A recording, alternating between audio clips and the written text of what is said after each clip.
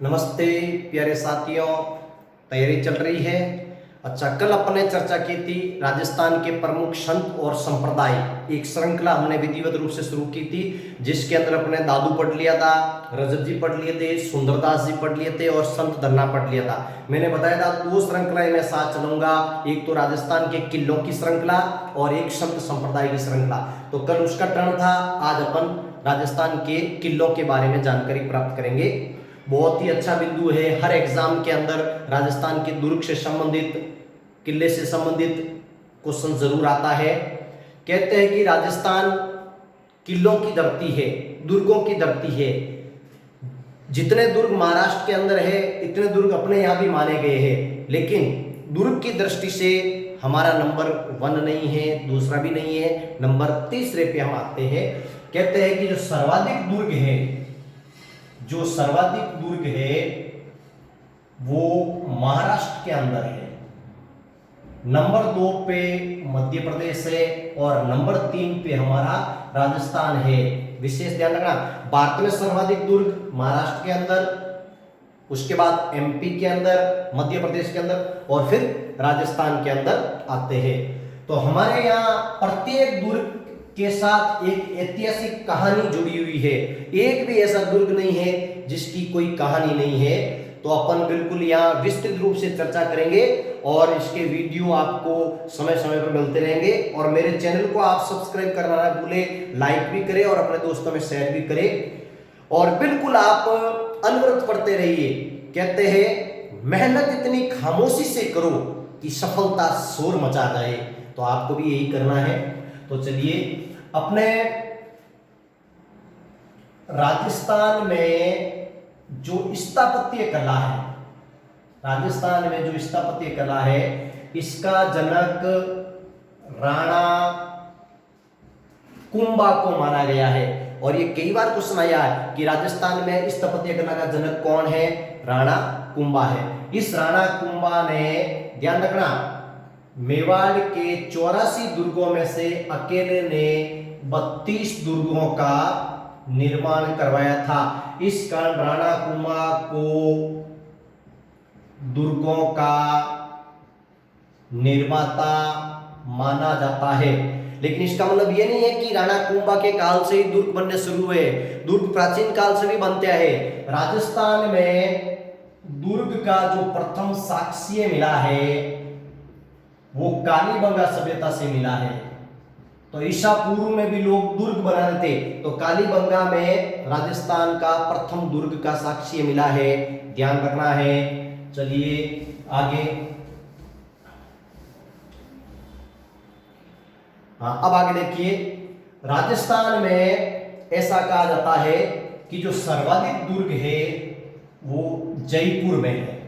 अधिकांश जो दुर्ग बने हुए जयपुर में है। और राजस्थान का जो सबसे प्राचीन दुर्ग माना गया है, जिसकी आज अपन चर्चा करेंगे, बटनेर का किला। ये राजस्थान का सबसे प्राचीन किला है और भारत के प्राचीनतम किलों में शुमार है।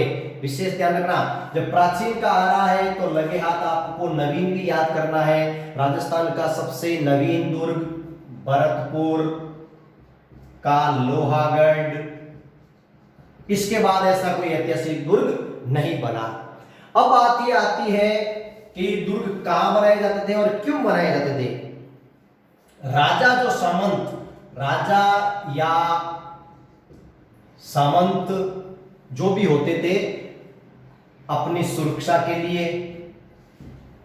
अपनी प्रजा की सुरक्षा के लिए, अपने धन की सुरक्षा के लिए, अपने पशुधन की सुरक्षा के लिए और आक्रमणकारियों पर नजर रखने के लिए बहुत सारे उद्देश्य होते थे ये दुर्ग बनाने के। इस कारण ये दुर्ग बनाए जाते थे।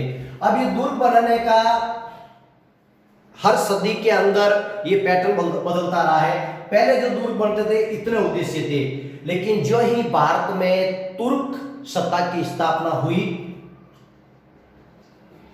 जो ही भारत में तुर्क सत्ता की स्थापना हुई, अधिकांश दुर्ग पहाड़ियों में बनाए गए। विशेष ध्यान रखना। और ये जो दुर्ग बनाए गए केवल और केवल सुरक्षा की दृष्टि को ध्यान में रखते हुए बनाई गई। इससे पहले जो दुर्ग बन रहे थे उसमें प्रजा की सुरक्षा, अपने धन की सुरक्षा, अपने पशुधन की सुरक्षा और बहुत सारे कारण थे। लेकिन जो ही तुर्क सत्ता की स्थापना हुई और उसके बाद जितने भी दुर्ग बने हैं वो सुरक्षा की दृष्टि को ध्यान में रखते हुए बनाए गए, क्योंकि तुर्क साम्राज्य की स्थापना के साथ भारत के अंदर भय और असुरक्षा का वातावरण फैल गया था। इस कारण जितने भी शासक थे उन्होंने अपने दुर्ग ऐसी दुर्गम पहाड़ियों पर या ऐसे दुर्गम स्थानों पर बनाए जहां से वो अपनी सुरक्षा कर सके। इसके बाद तुर्कों के बाद भारत में मुगल आए। मुगलों के काल में जो दुर्ग बने उनका थोड़ा और पैटर्न चेंज हो गया। तुर्कों ने इनको पहाड़ों पे चढ़ा दिया देशी शासकों को, लेकिन मुगलों ने इनको वापस नीचे उतारा, क्योंकि मुगलों ने राजपूतों के साथ सामंजस्य स्थापित किया था, सुलह कुल की नीति अपनाई थी। इस कारण राजपूतों ने स्थल पर ही दुर्ग बनाना शुरू कर दिया। उदाहरण के तौर पे बीकानेर का किला देख लीजिए, भरतपुर का किला देख लीजिए, और इससे पहले जो किले बन रहे हैं सब पहाड़ियों में बन रहे हैं, गिरी में बन रहे हैं और बहुत ही दुर्गम स्थानों पर जहां पहुंचना कठिन था वहां दुर्ग बने थे। तो ये तो थे तुर्कों के कारण पहाड़ियों में चले गए, और फिर मुगल काल में दुर्ग का वापस पैटर्न बदला और जमीन पर दुर्ग बनना शुरू हो गए। तो जमीन पे दुर्ग भी मिलेंगे अपन को, पहाड़ों पर भी मिलेंगे और सामान्य स्थिति वाले दुर्ग भी मिलेंगे। अब बात आती है, आपने सुना होगा शुक्र नीति। शुक्र नीति में 9 प्रकार के दुर्गों का उल्लेख है। विशेष ध्यान रखना, इसमें राज्य के सप्तांग बताए गए हैं। राज्य के सप्तांग बताए गए हैं। कहा गया कि राज्य के 7 अंग होते हैं तब जाके वो राजा बनता है। उसमें राजा भी एक अंग है। इसके अंदर दुर्ग को भी अंग माना गया है। विशेष ध्यान रखना, बिना दुर्ग के राजा की कल्पना नहीं की जा सकती है। और यहां तक कि इस दुर्ग को हाथ की संज्ञा दी है। शरीर के अंदर हाथ का क्या महत्व होता है, वही राज्य के अंदर दुर्ग का महत्व होता है। तो सबसे महत्वपूर्ण स्थान किसको दिया? दुर्ग को। विशेष ध्यान रखना, दुर्ग को शरीर के कौन से अंग की संज्ञा दी गई है? हाथ की संज्ञा दी गई है। विशेष पूछा जाता है। अब बात आती है, कई बार शब्द आता है अपने किला, किले के बाद आता है अपने दुर्ग, और दुर्ग के बाद आता है अपने गढ़। तीनों ही एक जैसे शब्द है, एक दूसरे के पर्यायवाची है, लेकिन इनकी क्वालिटी को लेकर और सुरक्षा की दृष्टि को लेकर थोड़ा थोड़ा अंतर है। किले को जैसे अपन गुड कह सकते हैं, दुर्ग को अपन बेटर कह सकते हैं, और गढ़ को अपन बेस्ट कह सकते हैं। तीनों का अर्थ अच्छा ही होता है, तीनों का अर्थ अच्छा ही होता है, लेकिन थोड़ा डिग्री के हिसाब से इनको देखे। गुड का मतलब अच्छा, बेटर का मतलब उससे भी अच्छा, और बेस्ट का मतलब सबसे अच्छा। तो किला गुड हो गया, दुर्ग बेटर हो गया, और गढ़ बेस्ट हो गया। कहता ना, गढ़ तो चित्तौड़गढ़, बाकी सब गढ़ैया। विशेष ध्यान रखना है। तो ये थोड़ी मैंने कैटेगरी बताई है, इनके लिए आता है। हाँ, अब आगे देखिए, जैसे मैंने बताया कि शुक्र नीति के अनुसार दुर्ग 9 प्रकार के होते हैं। जैसे पहला दुर्ग इन्होंने बताया है एरण दुर्ग, विशेष ध्यान रखना। दूसरा दुर्ग इन्होंने बताया है, जो आपको याद है वो लिख लीजिए, औदक दुर्ग, इसको जल दुर्ग भी कहते हैं। तीसरा है अपने गिरी दुर्ग, जो पहाड़ी पे होता है। चौथा है अपने सैन्य दुर्ग।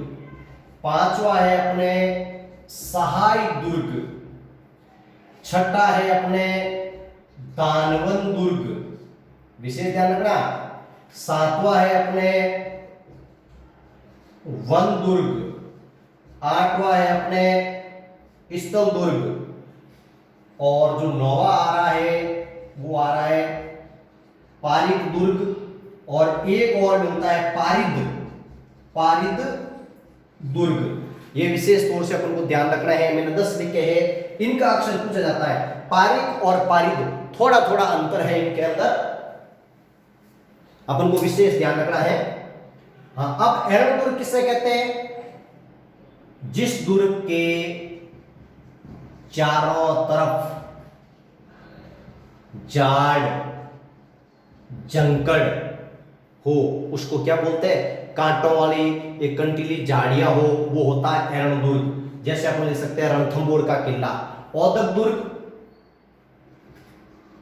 जिसके चारों तरफ अथाह जल राशि हो उसको क्या बोलते हैं, औदक दुर्ग या जल दुर्ग। जैसे गागरोन का दुर्ग इस कैटेगरी के अंदर आता है, भैंसरोड का इस कैटेगरी में आता है। गिरि दुर्ग जो दुर्गम पहाड़ी पर बना हुआ है और चारों तरफ सुरक्षा के लिए पहाड़ियां बनी हुई है, जिसे चित्तौड़ का दुर्ग ले लेते हैं अपन। सैन्य दुर्ग जिसमें सेना रहती हो सुरक्षा के लिए। सहाय दुर्ग जिसमें 24 घंटा अपनी सहायता के लिए अपने बंधुजन रहते हो, 24 घंटे अपने हिमायती रहते हो, अपने बंधुजन रहते हो, सहायता के लिए उपस्थित रहते हो, वो सहायक दुर्ग। दानवन दुर्ग जिसके चारों तरफ मिट्टी का या रेत का सागर हो या समुद्र हो, ऊपर पहाड़ी पर दुर्ग बना हुआ है और चारों तरफ रेत का समुद्र है, दूर दूर तक पूरा रेगिस्तान है। जैसे जैसलमेर का किला दानवन श्रेणी में आता है, पटनेर का किला दानवन श्रेणी में आता है। वन दुर्ग ऐसा दुर्ग जो दुर्गम वनों के अंदर आया हो, जहां पहुंचना कठिन हो, जहां पर बड़े बड़े वृक्ष हो, झाड़ियां हो और वन के अंदर दिखाई नहीं देता है, पेड़ों में छिपा रहता है, वो है वन दुर्ग। उदाहरण के तौर पर रणथंभौर का ले सकते हैं। स्थल दुर्ग जो जमीन पे बना हुआ है, जैसे बीकानेर का और अपने भरतपुर का। पारित दुर्ग जिस दुर्ग के चारों तरफ बड़ी खाई बनाई गई हो और उसमें पानी भर दिया गया हो, वो होता है पारित दुर्ग। जैसे भरतपुर का लोहागढ़, उसके चारों तरफ बहुत बड़ी खाई कर दी गई है और उसमें पानी भर दिया गया है, और बीकानेर के दुर्ग के चारों तरफ भी खाई की गई है, विशेष ध्यान रखना। और पारिद ऐसा दुर्ग जिसके चारों तरफ उसकी सुरक्षा के लिए परकोटा बनाया गया है। परकोटा ईंटों के द्वारा भी हो सकता है, पत्थरों के द्वारा भी हो सकता है। पारिद जिसके चारों तरफ सुरक्षा के लिए परकोटा बनाया गया है। जैसे कुंभलगढ़ का दुर्ग देख लीजिए, चारों तरफ एक बहुत बड़ी दीवार बनी हुई है। तो ये अपने शुक्रमिति में 9 प्रकार के दुर्ग हैं और मैंने 10 प्रकार के बता दिए। अब इनमें जो सबसे महत्वपूर्ण दुर्ग माना गया है वो माना गया सैन्य दुर्ग। विशेष ध्यान रखना, सैन्य दुर्ग इन दुर्गों में सबसे इंपॉर्टेंट दुर्ग है सुरक्षा की दृष्टि से, ये दुर्ग सबसे अच्छा माना गया है। सहाय दुर्ग अपने राजस्थान में है ही नहीं, महाराष्ट्र के अंदर है, एमपी के अंदर है, ये विशेष ध्यान रखना है। हाँ, अब बात आती है अपने, आपको पता हो जून 2013 के अंदर, बात कर रहा हूं मैं जून 2013 के अंदर, नॉम पेहन ये अपने कंबोडिया की राजधानी है, कंबोडिया की राजधानी है। यहां पर यूनेस्को की बैठक हुई थी जून 2013 के अंदर। इस बैठक के अंदर राजस्थान के 6 किलों को विश्व विरासत की सूची में शामिल किया गया है। विशेष ध्यान रखना, कई बार क्वेश्चन पूछा जाता है 2013 के अंदर या राजस्थान के कौन से किले विश्व विरासत की सूची में शामिल है, विशेष ध्यान रखना। अब आपको ऐसे याद नहीं होगा तो मैंने एक सूत्र बनाया है, बिल्कुल इजी है। चीकू, आम, गाजर जैसलमेर में नहीं होते हैं, ये सूत्र याद कर लीजिए। 6 किले इसमें आ जाएंगे। ची का मतलब चित्तौड़गढ़ वर्ल्ड हेरिटेज के अंदर ले लिया। कू का मतलब कुंभलगढ़ वर्ल्ड हेरिटेज में ले लिया। आम का मतलब होता है आमेर महल, पूरा ले लेना है। आम का मतलब आमेर महल। गा का मतलब गागरोण, विशेष ध्यान रखना। जयगढ़ जयपुर का। र का मतलब रणथंभौर, विशेष ध्यान रखना। और जैसलमेर। आगे 6 किले 1 2 3 4 5, विशेष ध्यान रखना। और ये आ गया 6, आ गया ना। 1 2 3 4 5 और ये 6। जैसलमेर भले ही काट दीजिए तो ये 6 हैं। इसमें सोनारगढ़ पहले से नहीं है, सोनारगढ़ आ रखा है, तो अपन को इतने याद रखना है, चीकू, आम, गाजर। ये जो दुर्ग है राजस्थान के, जो 6 दुर्ग है, इनको वर्ल्ड हेरिटेज सूची में शामिल किया गया है। ची का मतलब चित्तौड़गढ़, कू का मतलब कुंभलगढ़, आम का मतलब आमेर का महल, और गा का मतलब गागरोण, ज का मतलब जयगढ़, और र का मतलब रणथंबोर। ये विशेष अपन को ध्यान रखना है, चीकू, आम, गाजर, याद हो जाएगा आपको आराम से। चलिए आज अपन एक दुर्ग के बारे में चर्चा करेंगे, बहुत अच्छी उसकी समरी बनानी है अपन को, और कई बार उसका क्वेश्चन अपने पूछा जाता है। चलिए आज अपन जिस दुर्ग के बारे में चर्चा कर रहे हैं वो है अपने बटनेर का दुर्ग। बटनेर का दुर्ग। हर दुर्ग का निर्माता होता है, शिल्पकार होता है, उस दुर्ग की अपनी विशेषताएं होती है। तो चलिए ये जो दुर्ग है वर्तमान में हनुमानगढ़ जिले में है और इस नदी के किनारे स्थित था, ध्यान रखना। और आज भी है। बटनेर का जो दुर्ग है हनुमानगढ़ जिले में है और गग्गर नदी के किनारे है। गग्गर नदी जिसे राजस्थान की लैटती हुई नदी कहते हैं, मृत नदी कहते हैं, ध्यान रखना ये गग्गर नदी।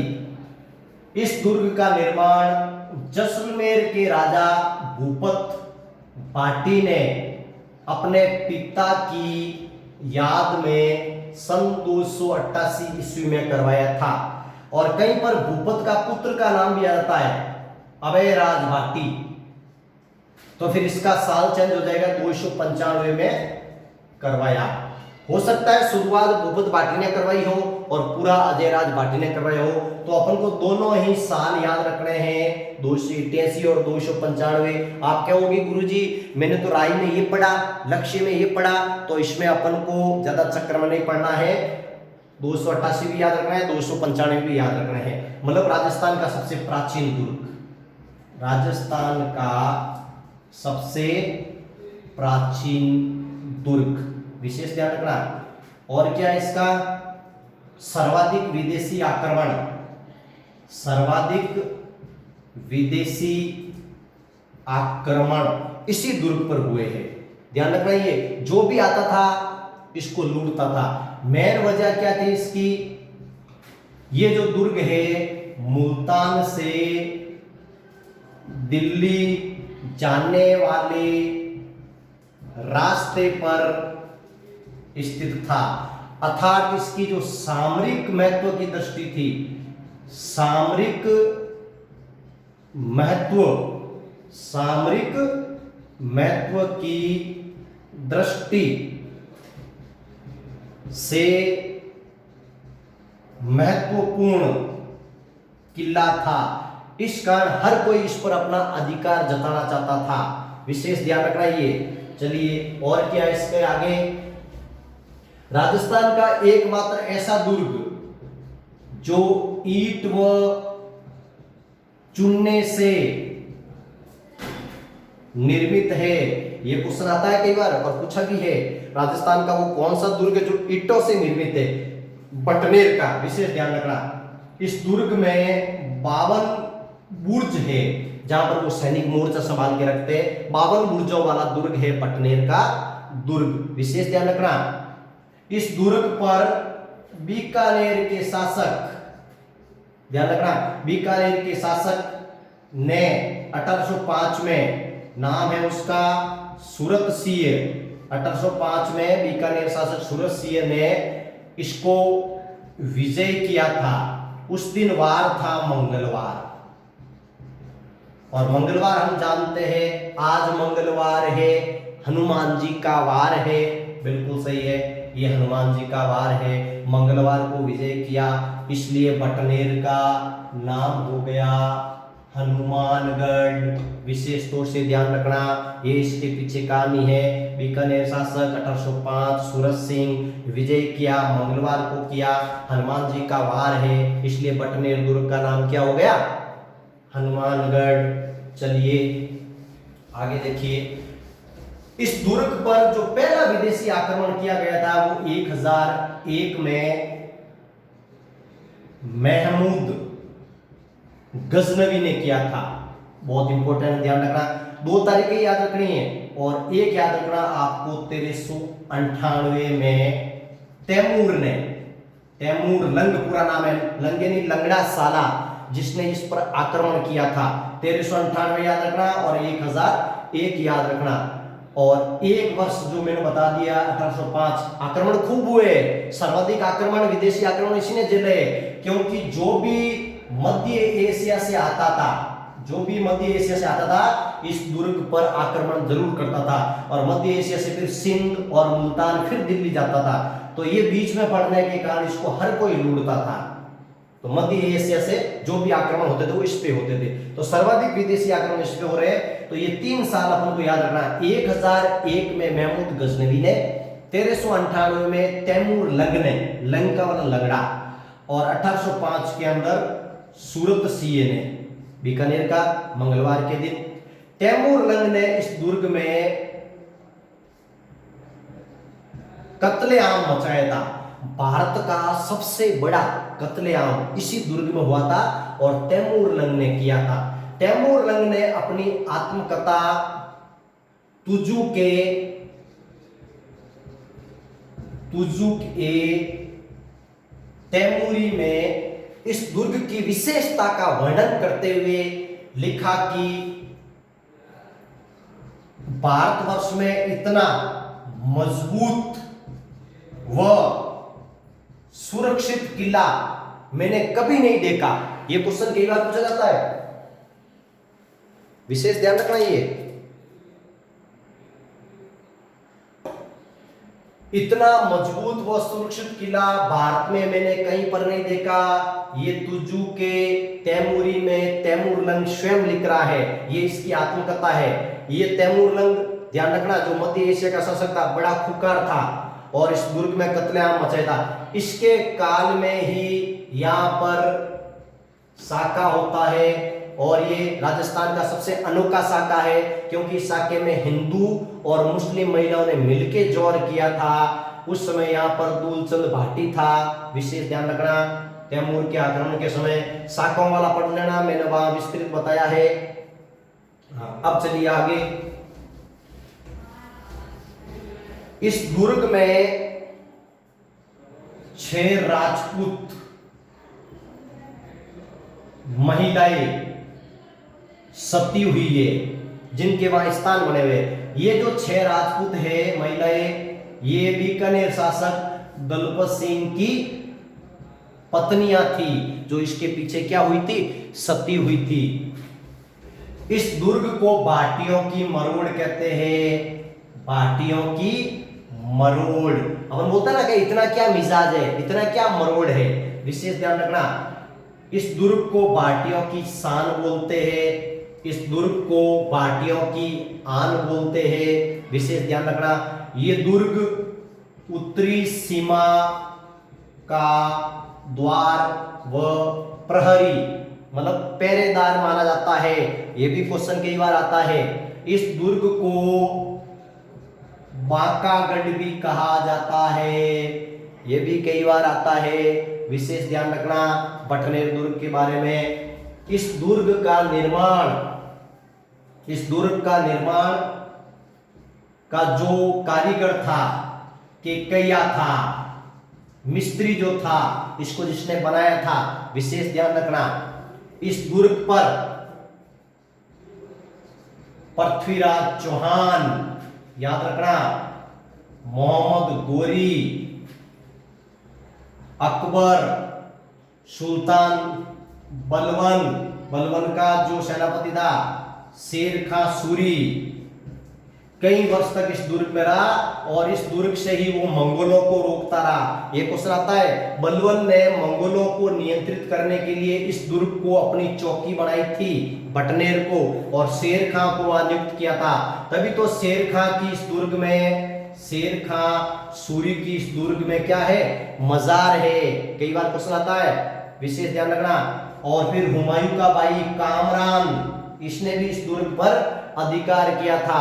तो बहुत सारी विदेशी आक्रांताओं का भी ये इस पर आक्रमण हुए थे, सर्वाधिक इसी ने झेले हैं। और राजस्थान का सबसे प्राचीन दुर्ग है, बांकागढ़ भी कहते हैं, ईंटों से निर्मित है, विशेष ध्यान रखना। और हनुमानगढ़ मंगलवार के दिन विजित हुआ था सूरज सिंह। केवल 3 वर्ष याद रख रहे हैं, 1001 किसने किया था, गजनवी, ये करना है। फिर अपन को याद रखना है 1398 का कत्लेआम तैमूर, और फिर 1805, बाकी आपको कुछ भी याद नहीं करना है, सूरज सिंह, यहां से संबंधित पूछा जाता है। इस प्रकार ये बटनेर का दुर्ग आज भी अपनी दुर्दशा पे रो रहा है, क्योंकि इसकी कोई सूद लेने वाला नहीं है और आज ये जीर्ण शीर्ण अवस्था में है। और उसका इतिहास देखिए, और आज इसका क्या इतिहास बन गया है।